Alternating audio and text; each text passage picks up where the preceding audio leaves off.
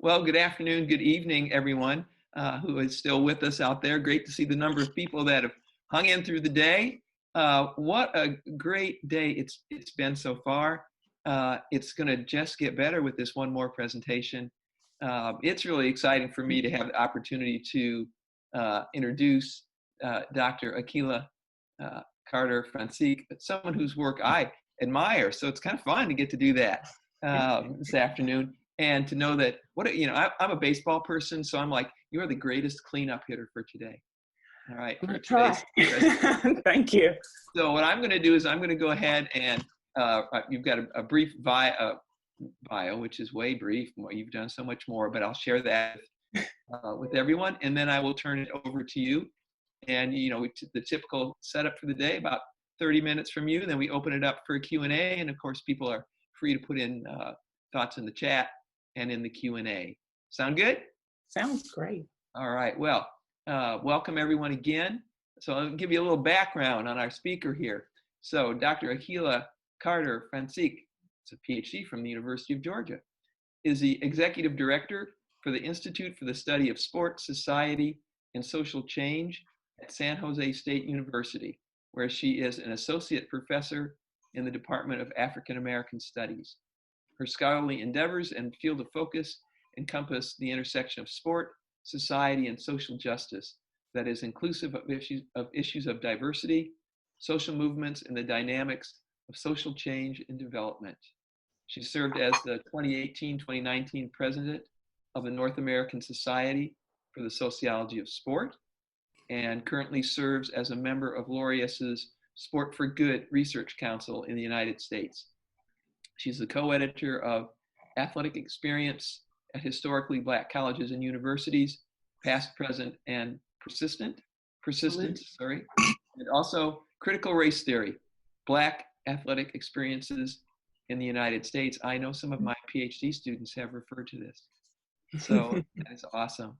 So I'm going to go ahead and I'm going to get out of the road and turn it on over to you.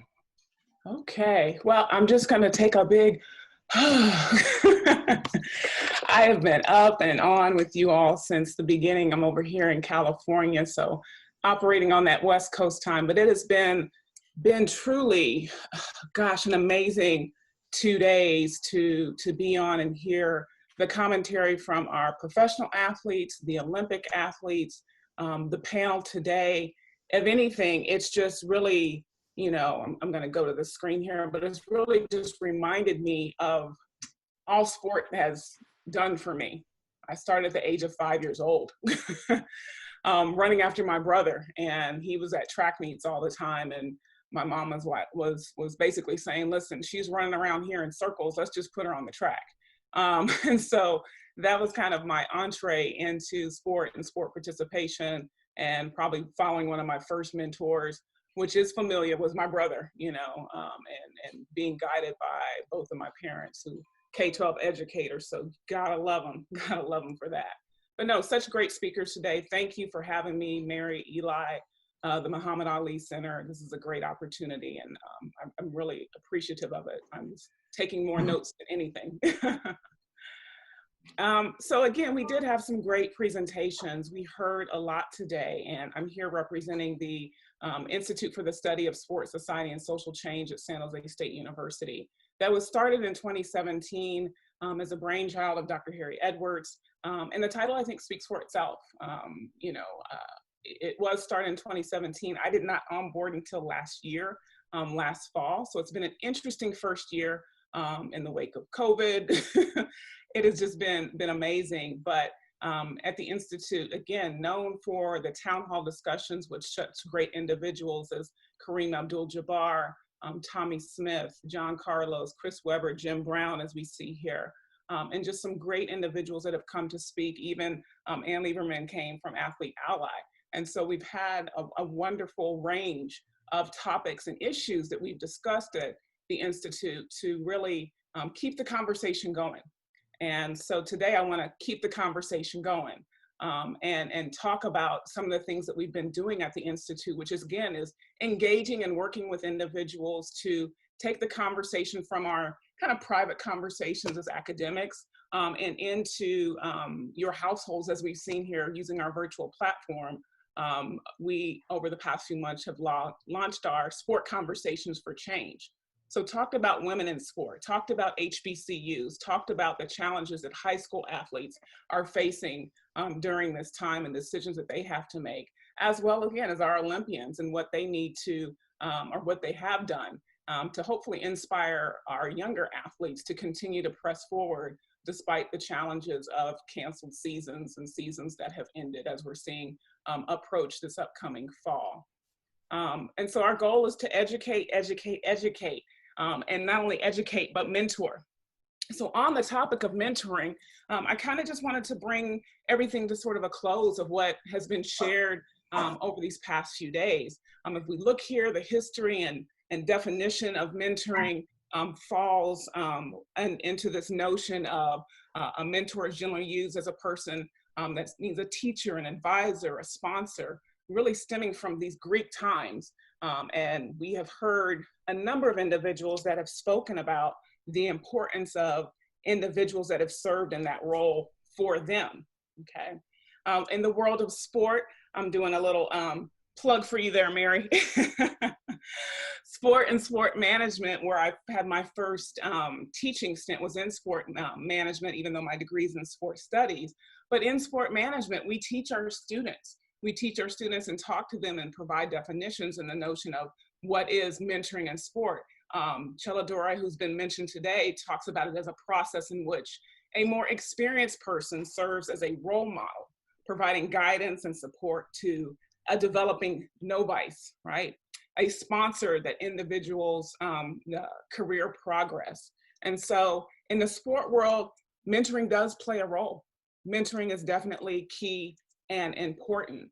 How has it played itself out? I think we've seen it in a number of ways, with sort of its initial purpose of being to provide, existing to provide development and support for persons in career and, again, psychosocial understandings. And this is also under this notion of they can either be formal programs or informal engagements, as we've heard, right? So nothing new, we've mentioned all that today, but how did I get into it?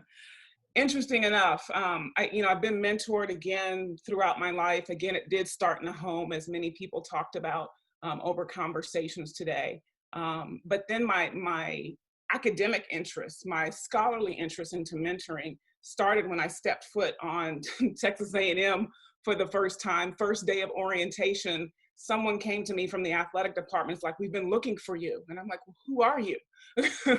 And they said, we got your name from someone. We've got an athlete here we're recruiting who happened to be the niece of one of my teammates at University of Houston. Wanted me to, come in and help recruit. But at the same time, they had another athlete that they wanted me to help mentor. Long story short, go to an event, meet the young lady for mentoring. She texts me immediately. I'm like, I haven't even walked 5 feet from you. But it was this thirst, this drive to obtain somebody and see somebody that looked like them and help them navigate. Well, that one person turned into 4, then it turned into 10, then it turned into much more. and to Farlone's point, my bandwidth was just already spread thin, and being a new faculty, it was kind of like, oh no, don't do this. But I wanted to help. It was something that was inherent in me. And so one of the things I did is work with one of my colleagues, Dr. Denise Dortch, and we developed a program called Sister to Sister, and to sort of speak to the needs of these young women. But in that, I also wanted to research and kind of understand more what were the specific needs of these Black female athletes in particular. What I found is that, again, career support was key, right? Psychosocial support was key, but so was their athletic selves. And so in taking that a step further, I researched and tried to understand what were their needs as we began to cultivate and design this program. And what I found is that they had a firm understanding of what mentorship was. Again, all that we mentioned: guide, role model.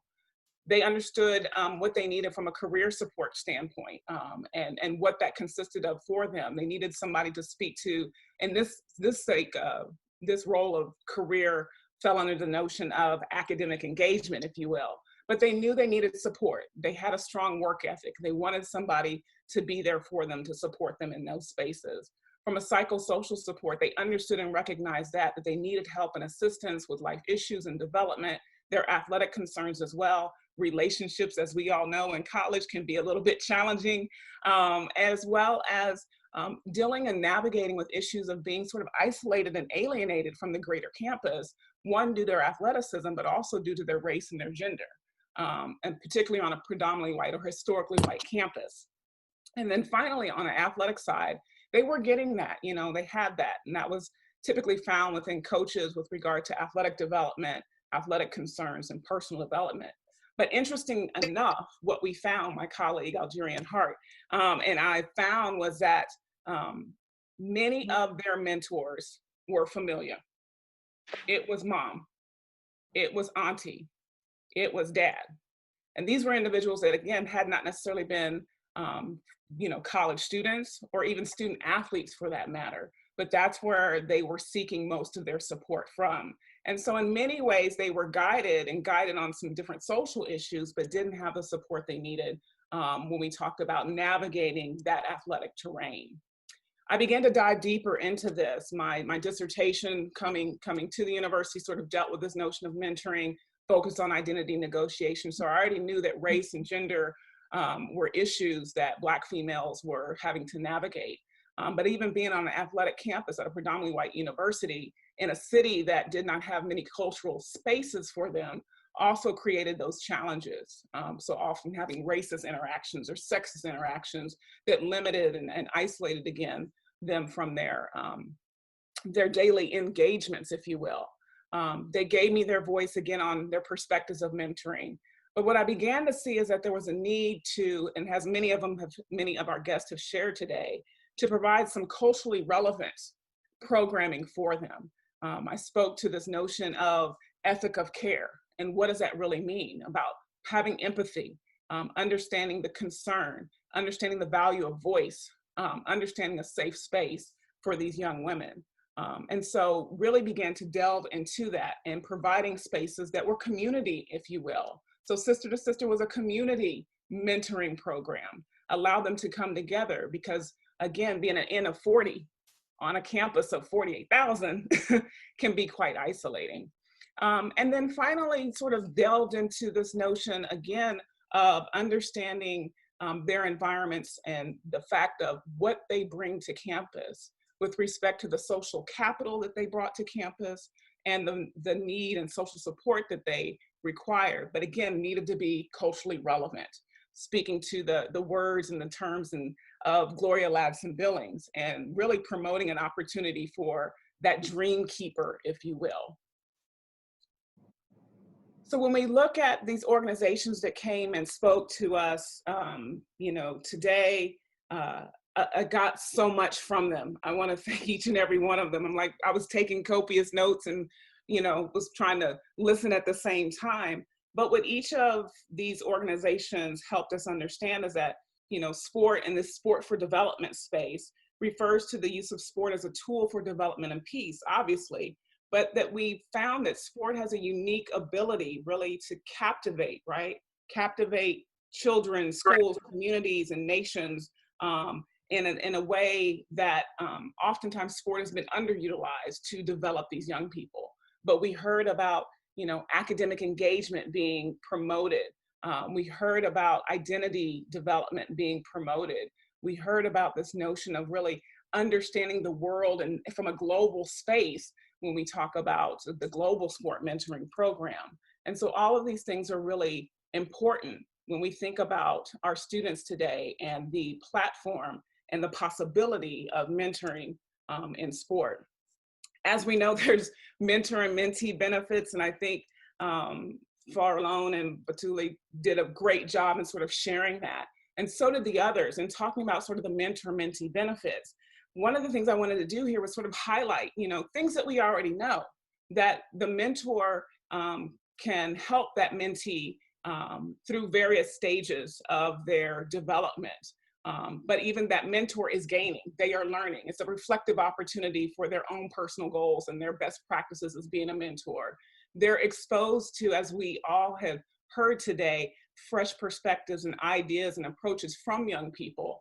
It became a development, right, of their own personal leadership styles. And then ultimate goal is seeing that mentee succeed. But for the mentee, they receive benefit as well. Emotional and psychological support, again, as the definition intimates, access to an example of a role model, guidance on developing strengths and overcoming weaknesses. And they are too open to new ideas and new ways of thinking. I think when we look at all of this, one of the things I want to sort of just keep in mind and push is that if we think of, again, as this notion of mentee centered, right, as we heard earlier today, we can shift that power dynamic to be equal, synergistic, and symbiotic, if you will. And so, again, equal footing. The relationship of mentoring. We heard a lot of that discussion today. And that's something that we really have to hold on to. It is a relationship. Some of these relationships are forged at a young age. I think as Lex Gillette shared, you know, his mentoring relationship started around the age of 3. And these are things that we have to, again, grow and nurture, understanding that that mentor-mentee relationship is one that we have to nurture the quality of that, and understanding that at the end of the day, it has to be one that's sort of built on trust. And do we trust that individual to care for us, to provide us feedback, and feedback that often can be critical, that we always don't want to hear. And so to identify those individuals that can sort of bring that to us. And it becomes a growth process as well. So sometimes we may start with some individuals that are going to give us a lot of yeses, but we have to start integrating and finding other individuals to support our mentoring. As I say, constellation mentoring, having more than one mentor that can definitely help build us up. When we talk about these relationships, I think one of the things I really want to hone in on is that it is one of, again, establishing this sense of trust with one another. We want to make sure that, again, I think as everyone shared, not being taken advantage of. We often come into some relationships, again, with trauma, so as not to repeat it, but finding individuals that you can trust, that you can grow with, that are going to be individuals that inspire you, individuals that recognize that you have a dream or a vision and aren't necessarily trying to make you in their image, but are trying to guide you and support you on your way towards fulfilling your dreams and being empowered.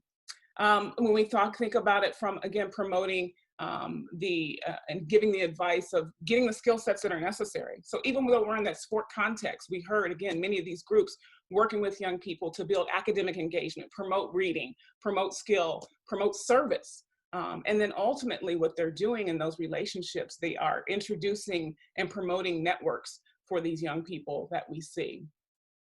So sport in a diverse world, kind of coming to the topic of what I wanted to share, is very important. Diversity, as we're seeing, understanding and recognizing and acknowledging everyone's culture for who and what they are. From an education perspective, again, diversity is sort of looked at as this sum of ways that people are both alike and different. And thus the dimension of diversity include race, ethnicity, gender, sexual orientation, language, culture, religion, mental and physical ability, class, and immigration status. And our panel and our speakers did such a great job of expressing all of this in each and everything way that they do. Gosh, when we talk about that, we've got to think about diversity being more than just diversity and inclusion. It has to move beyond that. It has to move beyond into this notion of what I've really welcomed over the past few years of inclusive excellence, of embracing each and every person for who they are. For when we talk about this inclusiveness, we're not only providing access into opportunities, we're providing and setting up a space that will support this notion of equity. So what does your mission statement look like? What do you believe? What are you sort of creating as far as a culture for the individuals that you engage with? And then what are you doing to promote inclusion and even retention of people on your campuses and in your spaces? And a lot of that inclusion and that retention revolve around this notion of sense of belonging. We heard that term mentioned a few times today. And so I want to spend a little time sort of settling in to this notion of sense of belonging. This was adopted by and created by Terrell Strayhorn, who talks about perceived social support on campus or in your organization, a feeling or sensation of connectedness, the experience of mattering, feeling cared about, accepted, respected, valued by, and important to the group or community. Sense of belonging are what each and every one of these groups talked about today and what they try to encourage. But what does it more specifically consist of? 7 things in particular: a sense of belonging, understanding that it is this basic need, basic human need. Everybody wants to feel like they belong, like they matter, right? It becomes, again, this sort of Maslow's hierarchy of needs, of feeling like that their individual self is contributing to society in some way, shape, or form. And as Farlone said, that they have a purpose, if you will, in life and in that space with you. A sense of belonging takes on this heightened importance of definitely being valued within your respective communities. When we think about this sense of belonging, it's also ultimately, do I matter in this space, and having to acknowledge them and that individual in some way, shape, or form. This sense of belonging also, again, welcomes that individual, moving from this notion of this colorblind racism that people have been talking about as we're in this Black Lives Matter space, but to really understanding that your identity brings value. Your race, your ethnicity, your ability, your social class, your voice, your language, your thoughts, your ideas, creating that in that space, that you're more than just an athlete, right? That you give more to this space than just your athletic and your physical self. Understanding that a sense of belonging can, when you do that and embrace that, it's gonna begin to undergird and empower young people to do new things, to create new endeavors. They may be more engaged with their academics. They may be more engaged in building positive relationships with one another. And at the end of the day, to understand that when we foster this sense of belonging, when we create and cultivate the sense of belonging, it has to be ongoing. It's not a one-off. It's not a simple training. It's not a, oh, I checked that box. We have to be able to embrace and engage our young people for the duration.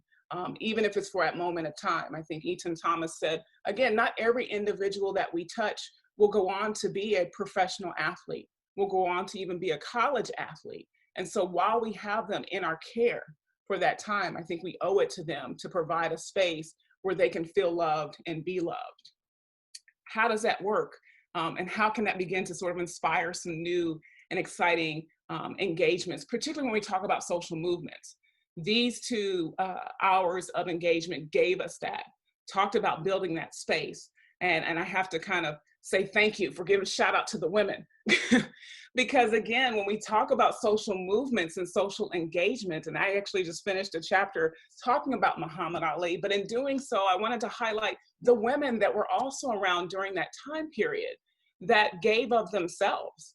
Erosina Robinson, Erling Brown, when we talk about the Tennessee Tiger Bells, and they're just mere representation, as Ms. Muhammad talked about, as being an act of resistance. To understand that we are creating a space where these young people can be more than athletes, that they can engage in social change, that they can be future leaders. And I wanted to pull this in, and this is from the Anti-Defamation League. And what does this notion of social change look like? Many know social change, and many of our young people sort of align social change with the fact that I have to be out there and protest. I have to demonstrate. That's the only way that I can show that. I think they have a lot of things coming across their social media that, your silence or your act of not going out and protesting is standing up for the other side. But I want them to know that there are many people, when we talk about movements, social movements, that dedicated themselves to educating one another, to advocating for legislation, for running for political office, for creating public awareness and campaigns. And young people are doing this now through using social media platforms like Instagram and Facebook, to do surveys about an issue and share those results, to raise money, as we're hearing about, through GoFundMe. I think of the wonderful students from San Jose State University, that student athletes that got together during this time for Black Lives Matter and sought out to, I believe, raise $1,000 and raise like $78,000 to go to Black Lives Matter. That's a role and a step for social change and social activism. Writing letters, engaging in community service, and at the end of the day, doing their best to get the press involved and using their sport and their platform to promote social change.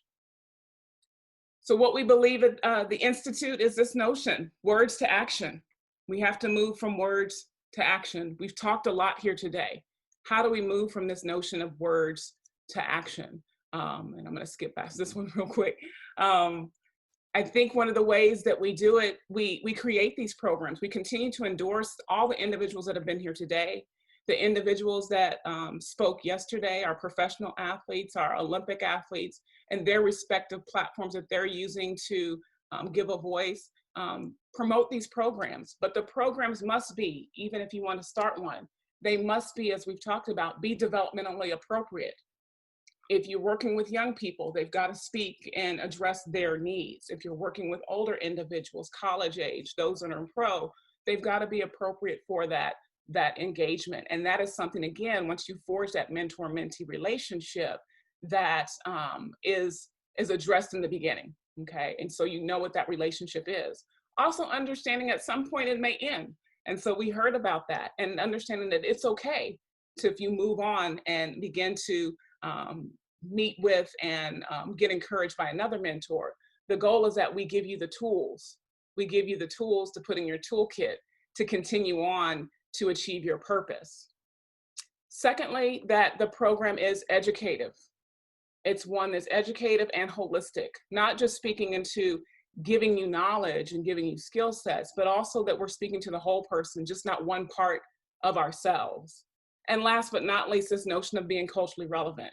I use it in my work, talking about culturally relevant pedagogy, using critical race theory, using Black feminist thought. But we heard Ubuntu today, we heard strength-based, we heard value-based, we heard that mindfulness that needs to take place.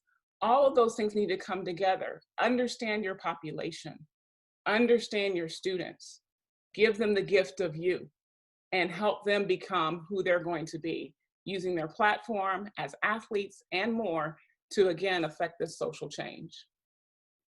I'm gonna cut it short here and get into some mentoring resources that I think would be available and supportive for anyone that's starting a program, from John C. Maxwell all the way to, again, understanding and recognizing, acknowledging this notion of diversity that we are having really bold conversations about, anti-racism conversations, right? How do we do that?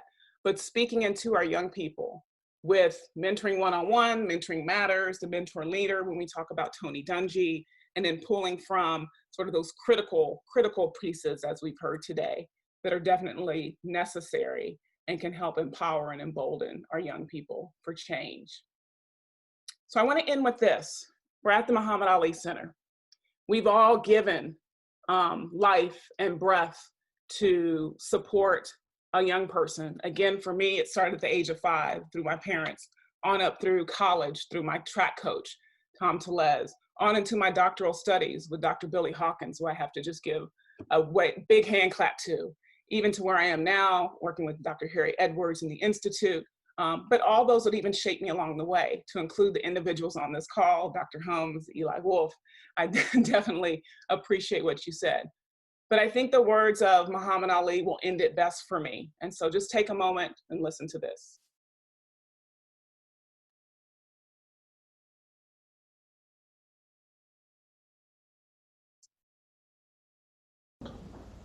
What would you like people to think about you when you've gone? I'd like for them to say he took a few cups of love.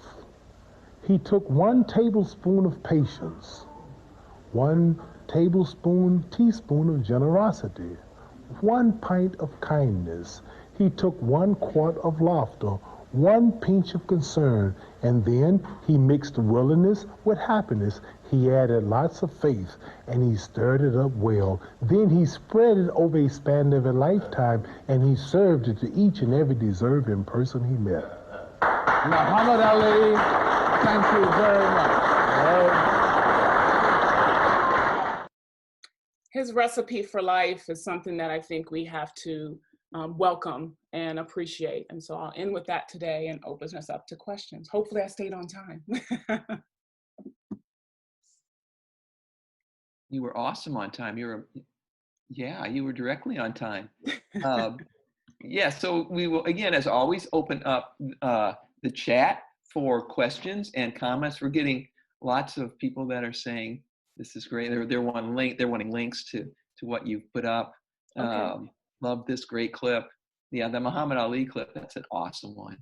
I mean, yeah, I couldn't pass that up. I think, who better to say or kind of speak for him than himself, mhm. and I think one of the things that this whole mentoring session is about is how everyone has planted a seed, as we've talked about. We sort of use the planting metaphor, but I think of it as cooking, providing those different ingredients to help that individual become the best person and the best representation of themselves possible. Yeah, and I think, when we talk about thinking about Ali's recipe there, that one of the big ingredients, and when we talk about mentoring, is when we add that ingredient of trust, Mm-hmm. and how that has to really, that really has to be in there Yeah. for mentoring relationships to work on both ends. What do you Well, think? I definitely truly believe that. And I think one of the things that really started solidifying it's when my nephew and even my kids, just seeing them interact with somebody for the first time, they can sort of tell your spirit, your authentic spirit immediately. And so knowing that a child can read it at a young age of 3, Hmm. then we definitely think when you become, 13, 14, 15, 19, 20, you can begin to discern someone's spirit and their intent for you. And so trust is definitely important to even listen to take guidance from. And, I think it's worth just helping them understand that you're going to give the best advice, and that you're not going to steer them the wrong way.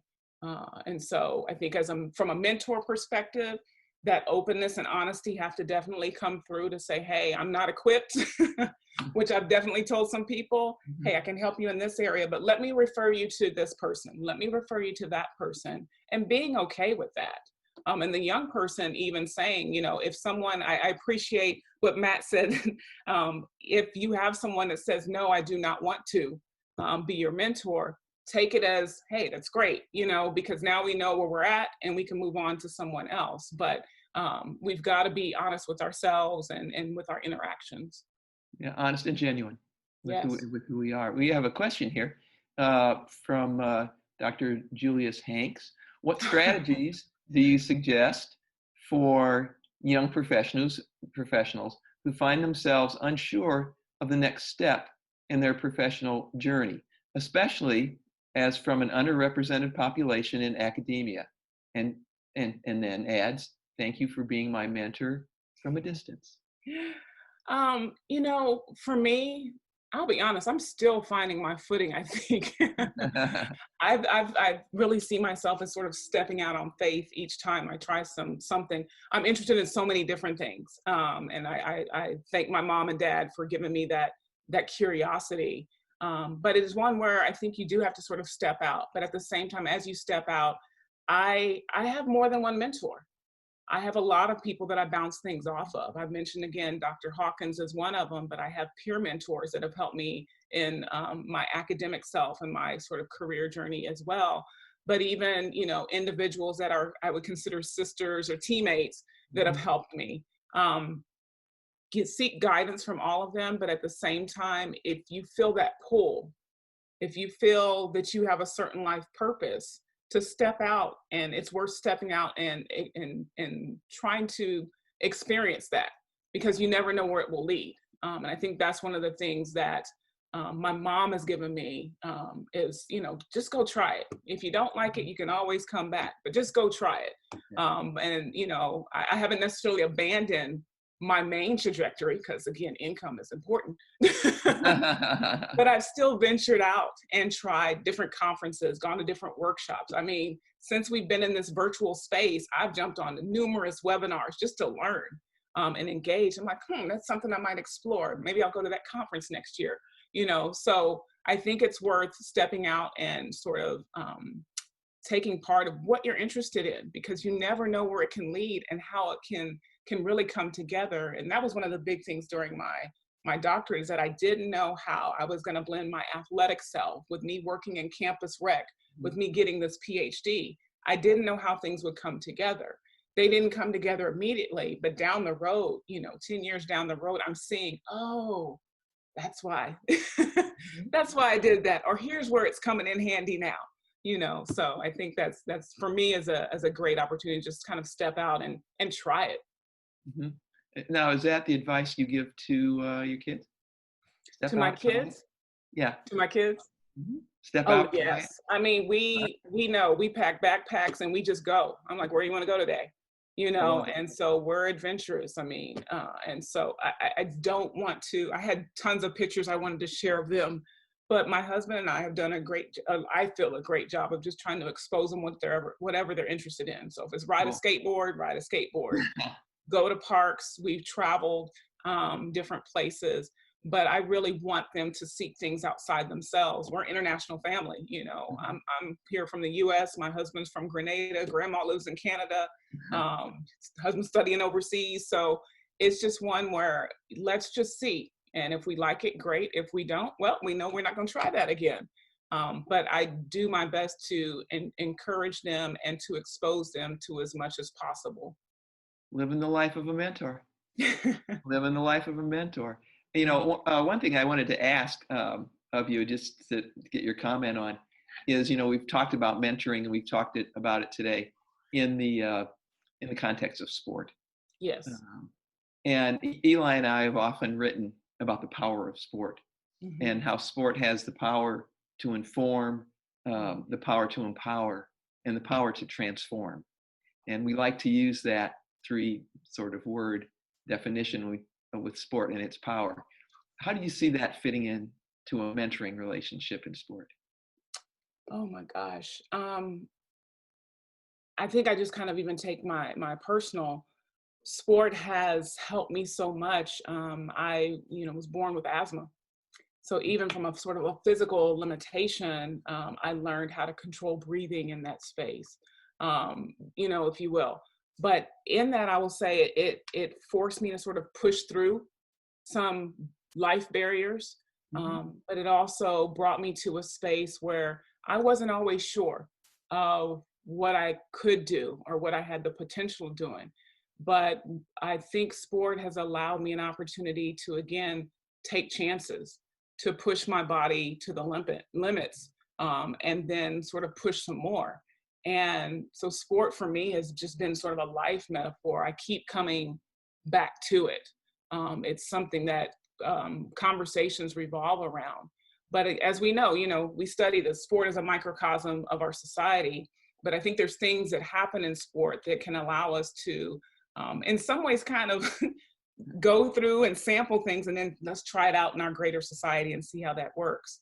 I've seen, again, this mentoring just within this space, and had the potential to sort of reach out and touch young people, young women, help them understand that you are more than an athlete, that you are more than what society tells you, and to try to give them those tools. So again, with our program, my Sister to Sister that we started, it was one of, what brings you here is sport, but sport is something that you do.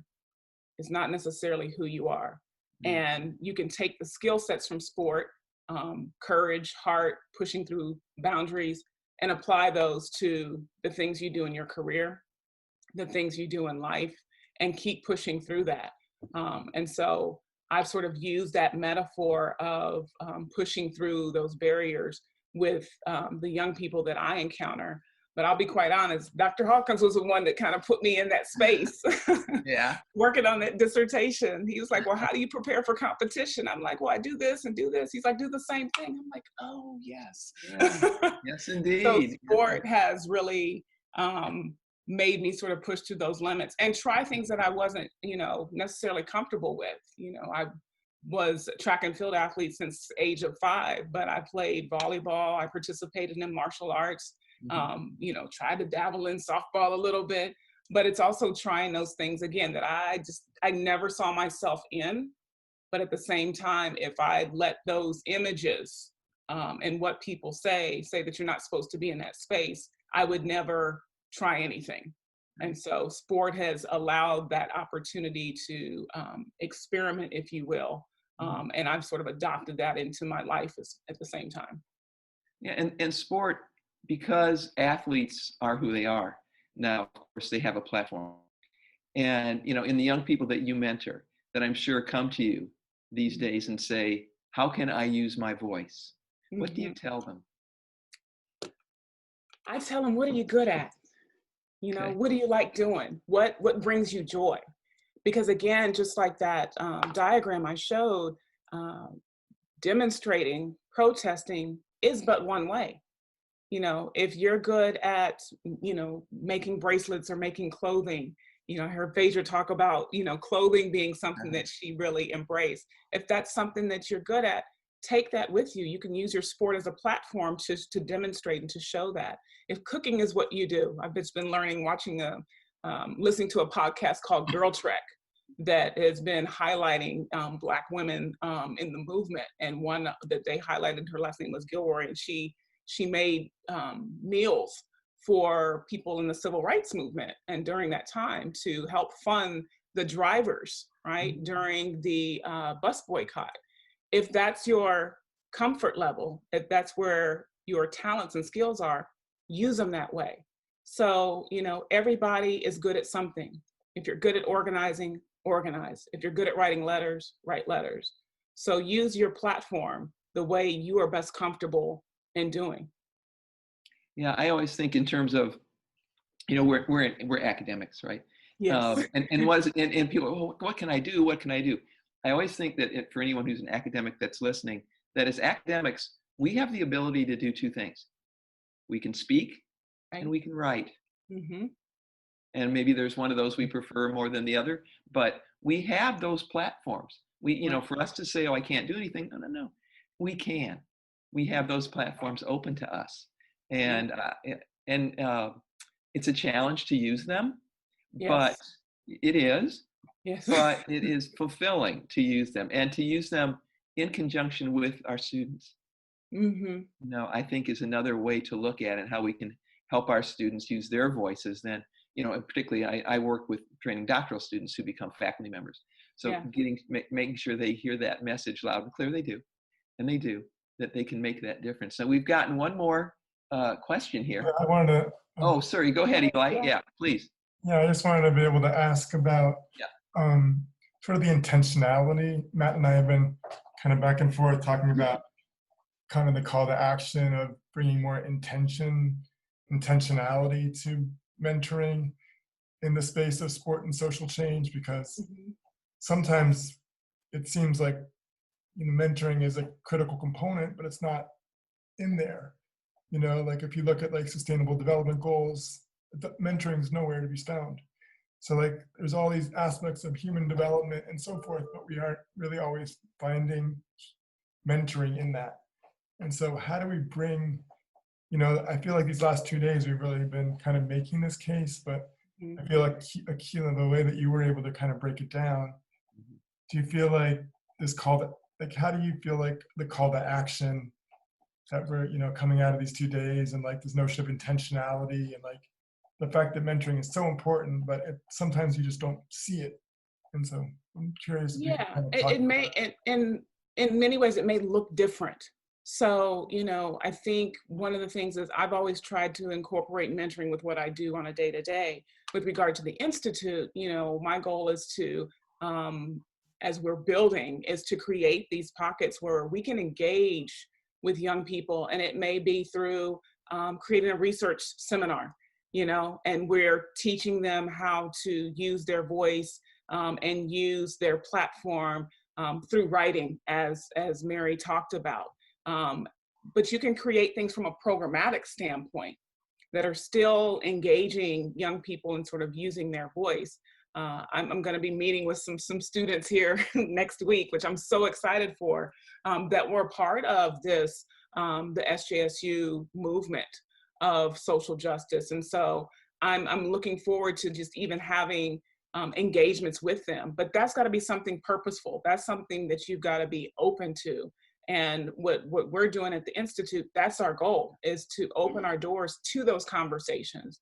Yes, we're having those sport conversations for change and bringing, experts in the field in, but then it's taking it to the young people, collaborating, having intentional collaborations with people that are like-minded, that may have student groups. And so I'm, reaching out to local community organizations within the San Jose area that have young people that we can engage. And I've started doing a social justice workshop with them to talk about, what are you interested in? And these students aren't athletes, they're just young people in the community. But it's interesting to me how sport is a connective piece that can be used in our society. I mean, we were asked by a biotech firm to give a speech on diversity. I'm like, I don't even know what you guys do. But the connecting piece was that everybody can find some commonality around sport. They understand the metaphor of sport. And so, being intentional, and again, it may not be called mentoring program. It may be called something else, but you're using that in an intentional way to inform, to engage, hopefully to inspire, right? And to get them on board with creating social change in their own way. Great. Well, that, what a wonderful way to wrap up here today. You delivered. We had your back clean up. You hit it out of the park. All right, in terms of bringing everything together. So thank you for being the person who was at this point in our day able to tie things together, able to keep us energized right up till almost to the end. And I'm going to turn it over. So thank you. Thank you so much, each and every one of you. Yeah, and I'm going to turn it back to you. Don't leave. Now I'm going to turn it to stay on with us. We're going to actually. I'll hang out. Stay. We're just going to go into a short closing, and I'm going to turn it over to Aaron, and then Aaron and Matt, and just to share, some reflections, and then Mary and I can. And I've got to get down there to see the museum. We're a museum family, and I got to get one of those T-shirts from Matt. Yes. So I can promote both sides. mentoring. We've talked about these 15-minute breaks at the end of every hour all day. So as all of the really ruthless and wonderful trainers do, we're mixing it up on you now. So instead of the break happening and then worrying about, having to come back for one more closing, what we're going to do is kind of just go right into an overtime session and have this closing happen now. And then we'll conclude a few minutes before 5:30. So for anyone who has other commitments, just wanting to everyone know that here. My goodness, from a mentoring field standpoint and working for an organization that exists to try to elevate the power of mentoring, I cannot imagine a more powerful and successful 2 days than what the Ali Center has been able to put together with Mary and Eli's help. And the idea that we got to have an opportunity to be a part of that means so much. Whereas an organization, we spend every minute of every day figuring out how do we get more adults engaged in the mentoring field? How do we improve our field? How do we do more for the young people we are all trying to serve? And it's moments like this that go from that steady growth that we're aiming for to creating those spikes. And the what can we do from here piece is something that all of the posts after this event from Mentor are going to include a tool that we have called the Mentoring Connector.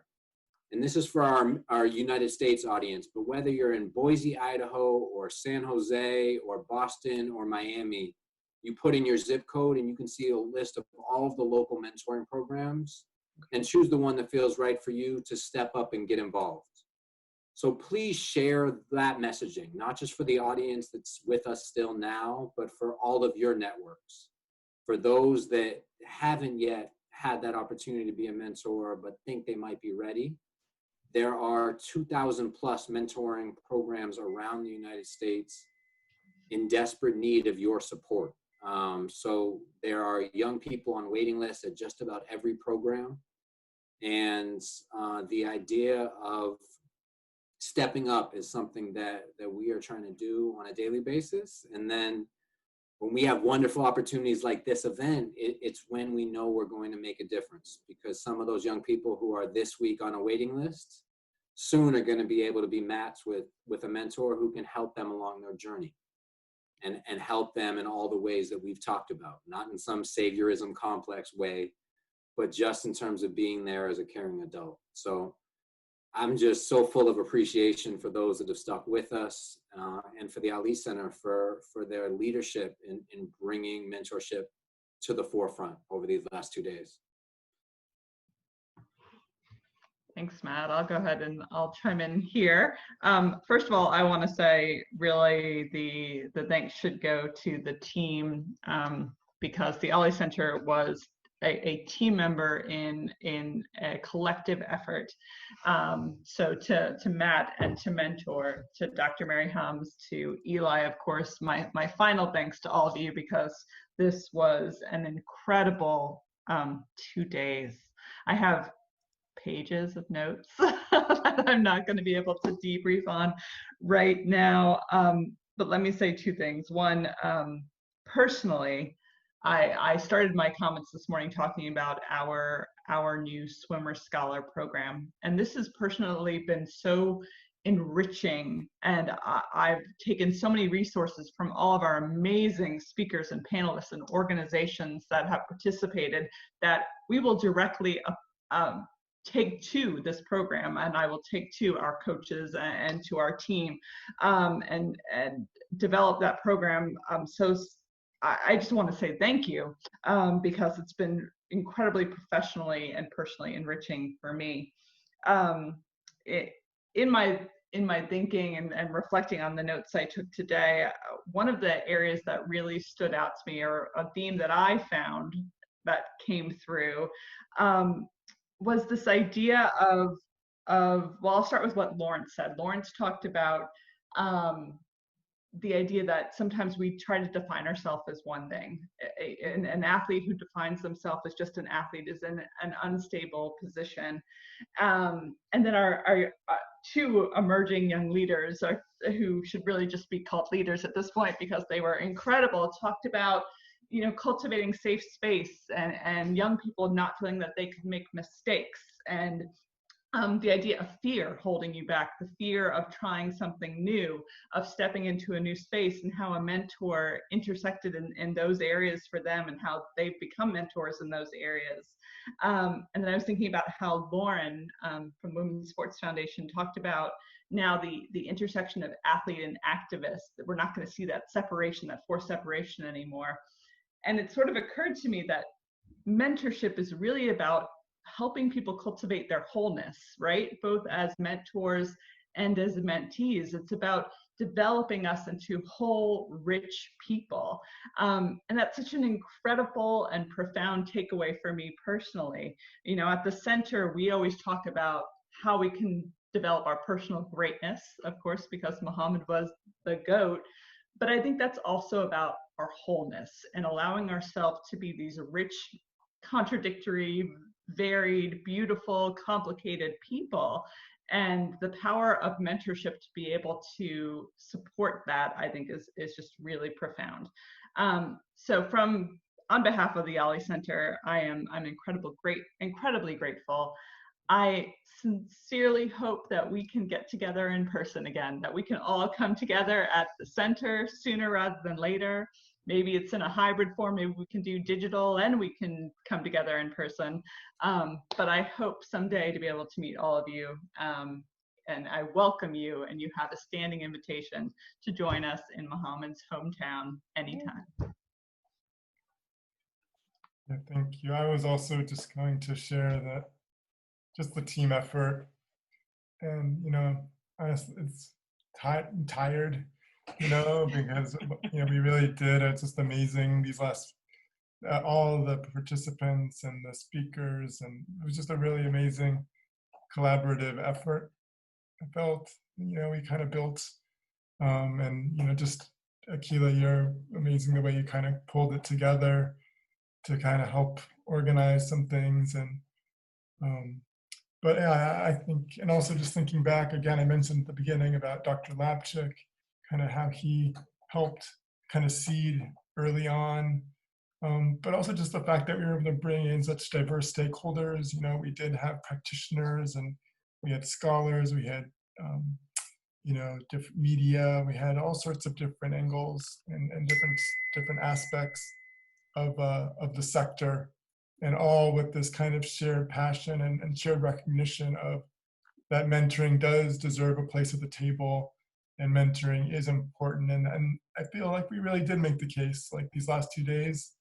I feel like that's, you know, it's hard to refute that mentoring is indeed essential in this space. And so I feel like that really feels good that we kind of got to that point and we built that. And coming from the first day, you know, the athletes, all those amazing statements, and the fact that they bounced off of each other, and the way that they shared how their stories were intersecting, and Lex, you know, Lex as a Paralympian myself, you know, hearing Lex share that story about how he never saw John Carlos, but he could feel it.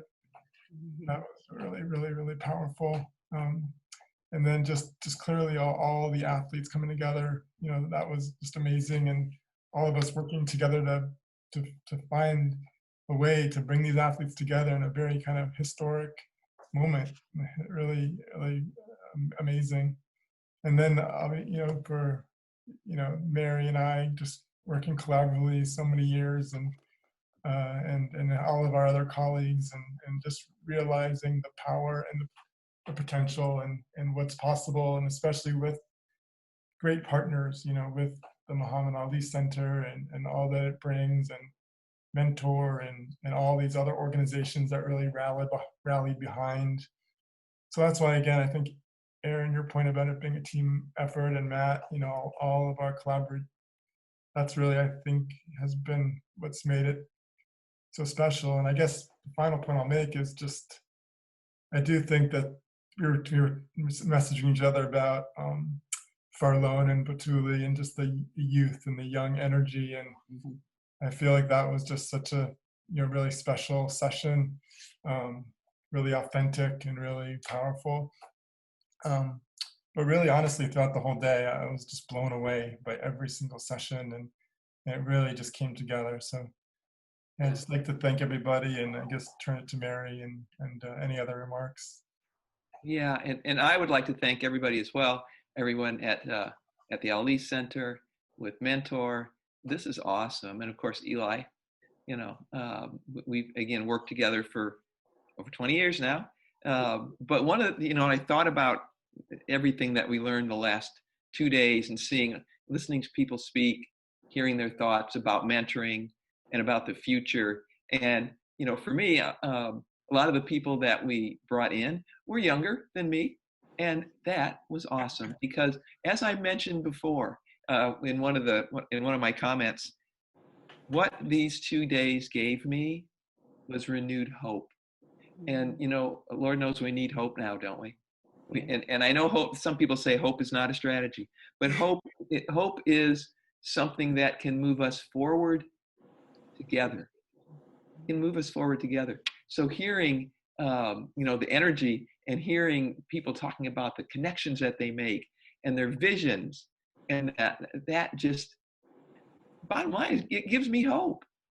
And that is, I think, a very important thing to take away from this. So again, I thought the lineup was really great, really energetic, a nice mix of people. You know, we got some global representation, U.S. representation, younger, older people of different races, different genders, different abilities, and on down the line. So it was really wonderful. But again, for me, bottom line, I'm moving forward this weekend with hope. And I thank everybody, and I also thank all the attendees for that as well. We feel that you're out there, even if you didn't write a comment or you didn't make a comment. We know you're there. All right, that gives me hope too. All right, so I'm gonna go ahead, and I guess I'll turn it back to you. But again, thanks everybody, and Eli, I'll turn it back to you. I mentioned this comment specifically to Susan for all of her chats throughout, but really for everybody. We talk a lot in the mentoring field that you demonstrate your values through your time.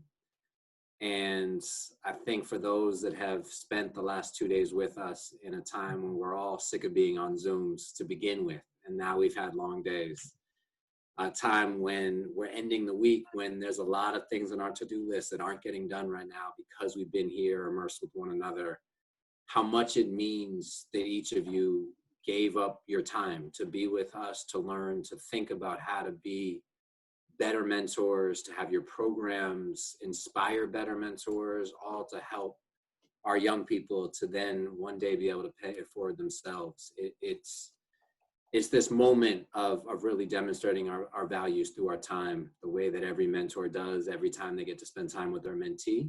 But it's a rare conference where you get to demonstrate that just by your presence. And I feel like these last 2 days have been. So just want to say thank you to our audience that we know how hard it is to do what you all have done, especially without getting the breaks of having to kind of be on stage without that and having to just listen and write in your comments and those kind of things, just the way you've done it. Just a sincere thank you and appreciation. Excellent. Thank you. I guess maybe Aaron, would you like to have a kind of a final comment, and then we can close? I don't think I could say any more than I said other than thank you. This is just been very, very fulfilling. But Eli, I did want to mention, do you want to mention the videos and the follow-up and how people can stay connected and all of that? Yes, we will, gather all the material and have the lists and all of that shared out as we've done and will do. And we're preparing the videos, and so within a week or so, we'll be, as soon as we're able to, we'll be pulling it all together and staying in touch with everybody. But yeah, no, it's just been a wonderful 2 days, and thank you all. And so I guess we'll be closing. Everyone can have a nice weekend and have some sleep and be with your families and friends. And but yeah, thank you all so much, and we'll see you and be in touch very soon. Yeah. Thank you, everyone. Yeah.